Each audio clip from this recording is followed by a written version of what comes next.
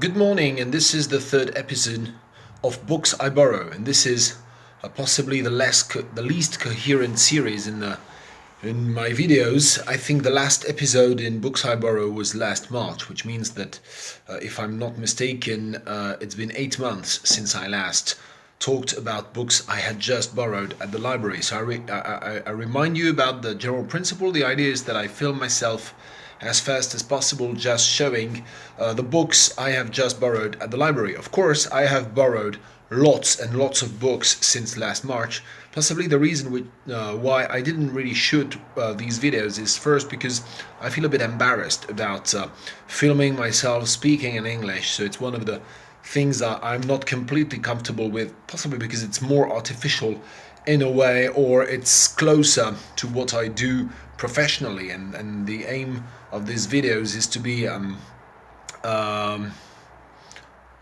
as unprofessional as possible, let's put it that way. The reason why I'm shooting a video is because well, I shouldn't be, because the first thing I need to say is that I'm filming myself with my smartphone, which means that I have my hand here, my right hand, which I can't really use, and so I have to do everything with my left hand, and there's no sexual allusion intended. The reason why I wanted to shoot a video is because I've just borrowed this copy, this university library copy of Mark Z. Danielewski's House of Leaves. And the reason is that, first, the reason is that I watched, yesterday I watched a very, very, very good video, 53-minute long video on the Un Grain de Lettres YouTube channel. And it's a dialogue between Azélie Fayol and Jérémy Chateau, and her partner, Jérémy Chateau, so I guess I should Americanize them, and that's Azélie and Jeremy. And they were discussing House of Leaves, and I think I read House of Leaves something like, I don't know, 8 or 9 years ago, so not when it was published, but quite a long time ago. So I have quite a few very, very neat memories of this book, which I loved, but there are a few things which watching this video made me uncomfortable about.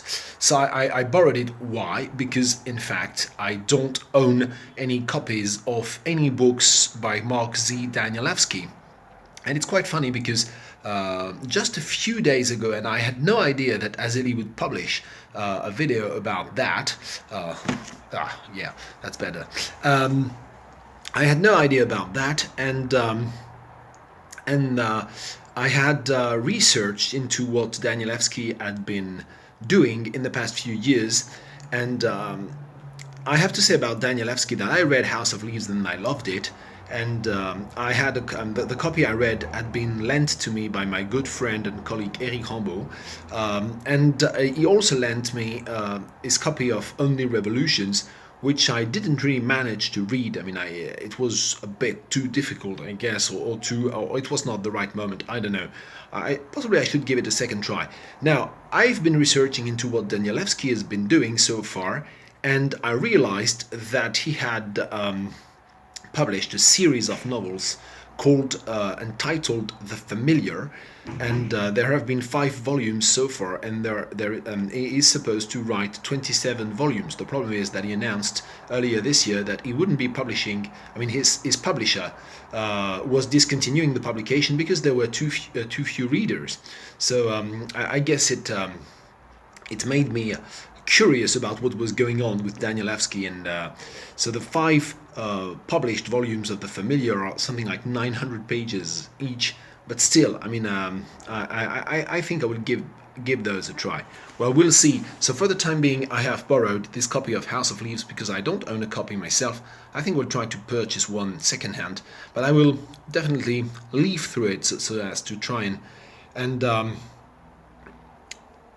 I don't know, try and read again some of the passages so that I have a better memory of what some aspects of the book were about. Okay, the other book I borrowed, and this is going to be the other books I borrowed, and this is going to be quite faster, this is going to go faster, is one collection of poetry by Lorna D. Cervantes, and it's a poet I have never read, so I'm not going to talk about it more. In fact, I thought the reason why I borrowed this book is because I thought it had been misplaced, because I was looking at the American literature shelf, and there was this Cervantes on the here, you know, like Cervantes Emplumada, and I thought this was a lesser known work by Miguel de Cervantes, but in fact it's a contemporary American poet, a woman, I guess, Lorna D. Cervantes, and she published a collection of poems with a Spanish title. No idea what this is, so I just leafed through it and thought I would borrow it.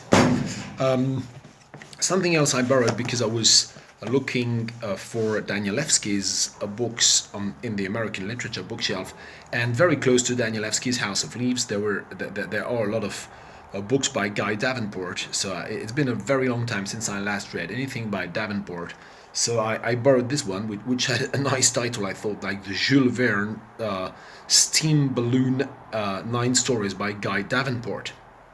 So the idea is that since these are stories, I can just read a few pages and get away with it, but I'm going to be very busy in the next few weeks, so I know I shouldn't be borrowing too many books because I have the Robert Pinget project as well, and I have lots of things to do for my job, so I don't know.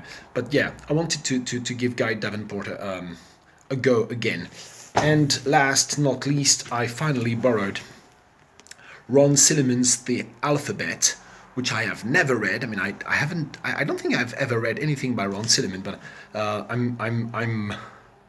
how shall I put it? I've read about his books. I mean, I've read about his work, and in fact, I think that his work is contained in this very, very wide project and called The Alphabet. And here it's a very, very thick book. It's very heavy, and I'm really getting.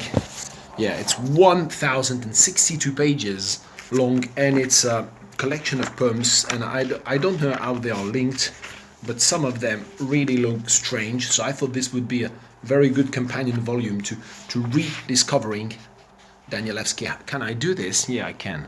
Okay. And some others are more like, yeah, traditionally... but there is a lot of prose. In fact, it looks like there is a lot of prose, but there are quite a lot of poems which are presented in more traditional verse forms. Anyway, I don't really know how this video is going to, what this video is going to look like, but you know, I gave it a try. You never know. At least that's like having a third video in this series is like feeling that it's not there just, you know, abandoned or whatever.